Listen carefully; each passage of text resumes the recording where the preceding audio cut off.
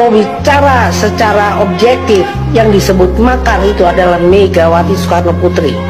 Ketika Gus Dur memerintah, Gus Dur sudah mengatakan memilih Khairuddin Ismail sebagai Kapolri, tapi Mega melakukan insubordinasi pembangunan terhadap presiden. Dia melakukan apa? Yang dipilih ada Bimantoro. Kemudian dia pecah belah lagi TNI Polri. Moncongnya yang namanya waktu itu Jenderal Riamizat sebagai KSAD, saya ingat sekali karena saya ada di sana waktu itu sama Gus Dur. Itu moncongnya sudah diarahkan ke istana. Itu yang namanya makar, unsurnya masuk, menggunakan kekuatan bersenjata. Nah sedangkan kami ini apa? Selama pengajuan untuk perubahan ketatanegaraan itu tidak bisa dipidana, saya melakukan itu. Nah itu kalau mau bicara tentang Pak Kiflan, jadi saya juga bingung, kok dikit-dikit orang mau makar, orang bicara people power makar, itu hak kedaulatan rakyat. Masa rakyat harus bungkem ya, dengan keadaan kemiskinan, pengangguran, kita kena apa namanya segala macam musibah, yang namanya utang piutang begitu banyak sekali, kok nggak boleh melakukan semacam ya kalau orang jalanan tuh curhat lah. Kalau kita mau elitis ya kritik gitu kan ya. Kenapa belum sudah dikatakan makar? Sekarang Megawati bagaimana itu? Saya mau tanya tuh ahli hukum. Saya mau tanya tuh TNI Polri itu kayak apa? Polri itu bagaimana menyikapi Mega? Satu. Kedua, itu saudara saya juga Sukmawati melakukan penghinaan terhadap agama. Kenapa dia nggak diproses? Tahu-tahu udah di SP berapa? SP 3. Coba mana keadilannya? Mana keadilan di dalam bidang hukum ini? Terutama ini Polri ini. Dua loh ini. Ini kebetulan saudara saya semua. Itu pertanyaan saya, tolong dijawab itu. Siapa yang berwenang di sini? Presiden boleh, TB 1 juga boleh. Tapi jawab itu. Itu Megawati bagaimana tuh? Kemudian Sukmawati bisa di SP 3. Sedangkan saya selama di dalam pasal berapa tuh? 107 teman. Mengajukan untuk perubahan ketatanegaraan itu tidak bisa dipidana. Ayat berapa itu disebut? Kok belum saya tahun 2016 saya juga copy planning sebetulnya.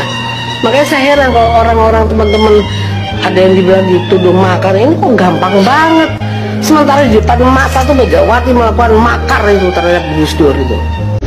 Dari sejak awal 12 dosa yang saya coba rangkum. Terutama waktu dia menandatangani amandemen konstitusi kita, penjualan BUMN, banyak lagi itu. Saya lupa ya, tapi saya ingat ada 12 poin itu saya ingatkan. Tapi nggak diapa-apain.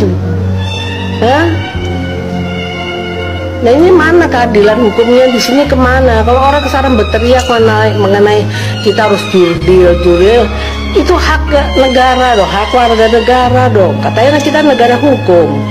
Tapi kalau kita bicara tentang bagaimana ketidakadilan hukum langsung dituduh makar. Tapi itulah, ini peluang masuknya ideologi lain. Jadi jangan bicara Megawati tentang Pancasila. Ketidakadilan, kemiskinan, pengangguran dan lagi sebagainya. Dan ini adalah demokrasi, buah daripada amandemen menjadi demokrasi kita liberal kapitalistik nih. Ini nggak sesuai dengan ajarannya Bung Karno. Bahwa dia sadar gitu, makanya saya bilang itu biang kerusuhannya itu Mega. Dan ini membuka peluang komunisme tumbuh subur. Ketidakadilan, kemiskinan itu ladang subur.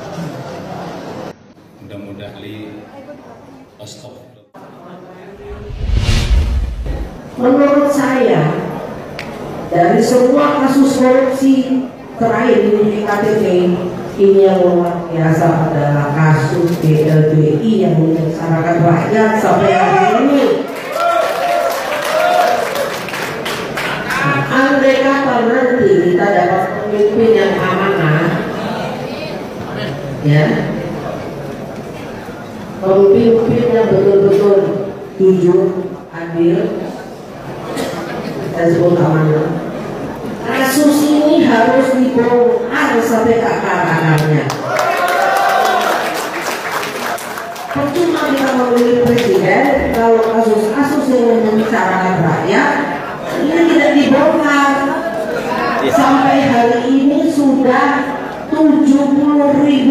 triliun.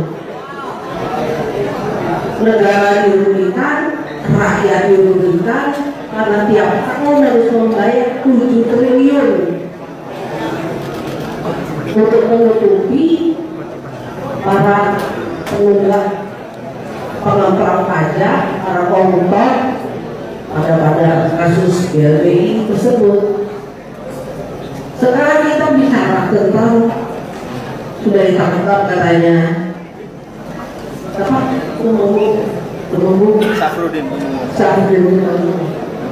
pelaku salah satu yang mendapatkan SKL BLBI. Menurut saya bukan Safrudin Tumenggung yang harus diperiksa, tapi bonggolnya itu siapa yang memberikan kebijakan Impres nomor 18 pada tahun 2002 pada waktu Presiden Megawati.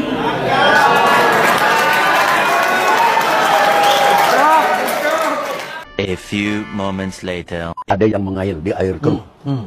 Ini demonstrasi, saya ingin anak-anak kita, bro, memahami ini.